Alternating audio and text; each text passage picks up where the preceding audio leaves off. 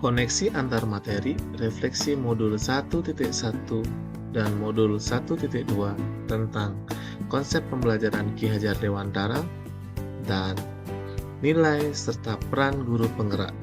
Refleksi menggunakan modal 4P oleh Imade Didi Paramarta, SPDH, MPD. Dalam refleksi model 4P, P yang pertama adalah peristiwa, yang dalam hal ini peristiwa dapat diklasifikasikan sesuai dengan modul, yang mana peristiwa pertama adalah keadaan sebelum mempelajari modul 1.1. Saya memiliki anggapan bahwa setiap siswa itu memiliki keunikan tersendiri dan ketertarikan pada bidang tertentu. Tugas saya sebagai seorang guru adalah untuk mendukung serta mengarahkan siswa tersebut untuk menjadi seperti yang dia inginkan. Itulah yang saya pahami sebelum mempelajari konsep Ki Hajar Dewantara pada modul 1.1. Secara utuh dan keseluruhan, pemahaman saya tersebut akhirnya berkembang seiring dengan adanya beberapa input materi dan beberapa kesempatan melalui ruang kolaborasi bersama fasilitator dan beberapa pendapat dari rekan kelompok sesama CGP Angkatan 11 Kota Denpasar. Setelah menguraikan peristiwa pertama yang saya alami pada modul 1.1, maka dilanjutkan pada peristiwa yang kedua, yakni keadaan saya sebelum mempelajari modul 1.2. Pada modul 1.2, saya mempelajari peran serta nilai sebagai guru penggerak. Dalam konteks pemahaman saya sebelum membaca modul ini, nilai guru penggerak hanya terfokus pada hubungan guru dan siswa saja, dan tentunya konsep ini bersinergi dalam peran sebagai seorang guru. Setelah saya mempelajari modul ini lebih lanjut, ternyata nilai dan peran dari guru penggerak sangatlah kompleks, dan salah satu yang menjadi pemahaman baru bagi saya adalah istilah coach. Dalam peran guru penggerak bukan menggurui melainkan sebagai rekan untuk saling berbagi dalam satu interaksi positif atau dikenal dengan ruang kolaborasi. Model refleksi 4P, yang mana P pertama adalah peristiwa, yang dalam hal ini sudah dijabarkan pada peristiwa 1 dan peristiwa 2, maka P berikutnya adalah perasaan. Perasaan yang saya rasakan saat momen pembahasan modul 1.1 dan 1.2 itu sama seperti seekor semut di tengah kumpulan para gajah, yang mana saya saat itu merasa diri saya sangat-sangat kecil dari segi konsep, pengetahuan, pemahaman, serta sudut pandang mengenai pendidikan yang berpihak pada peserta didik, nilai serta peran sebagai seorang guru, khususnya guru penggerak.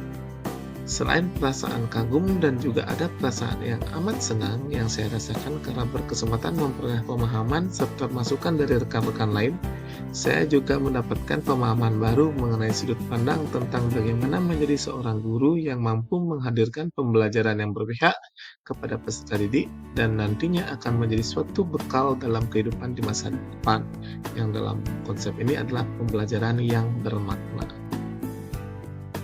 Setelah kita membahas mengenai perasaan, dalam metode refleksi 4P, P berikutnya adalah pembelajaran. Pembelajaran sebelum dan setelah mempelajari modul 1.1 dan 1.2.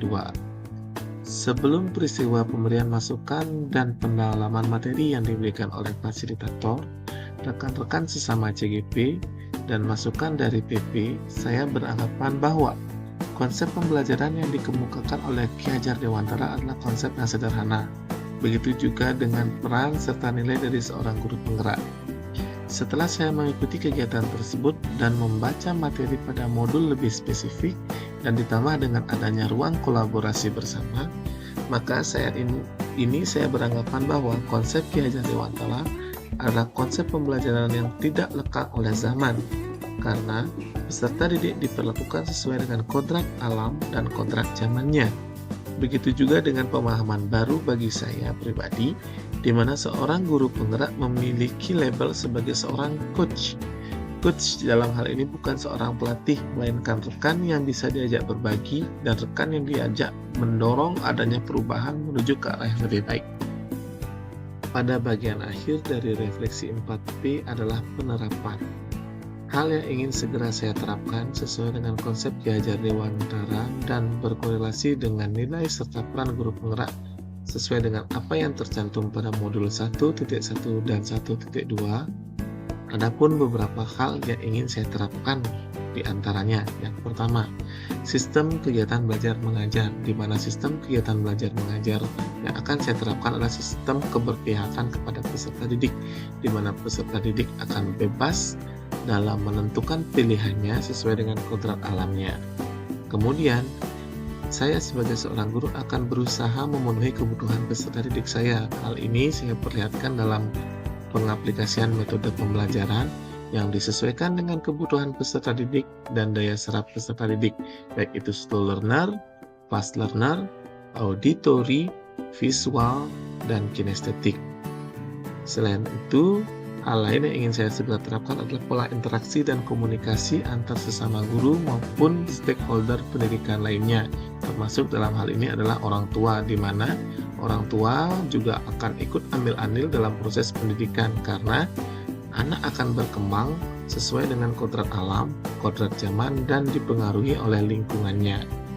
Yang terakhir, yang ingin segera saya terapkan itu adalah kolaborasi dan coaching, di mana coaching ini adalah hal yang utama yang ingin benar-benar saya aplikasikan dalam kehidupan sehari-hari sebagai seorang guru, di mana konsep coaching yang sebelumnya adalah seorang pelatih dalam pikiran saya, setelah membaca modul 1.1 dan 1.2 dan menerima masukan dari fasilitator dan PP, coaching yang ada di sini adalah coaching di mana kita berperan aktif sebagai pendorong, pelopor, dan teman bagi rekan sejawat untuk mencapai tujuan bersama dan berkolaborasi untuk memenuhi kebutuhan peserta didik dan menciptakan pendidikan yang bermakna dan tentunya berpusat pada peserta didik.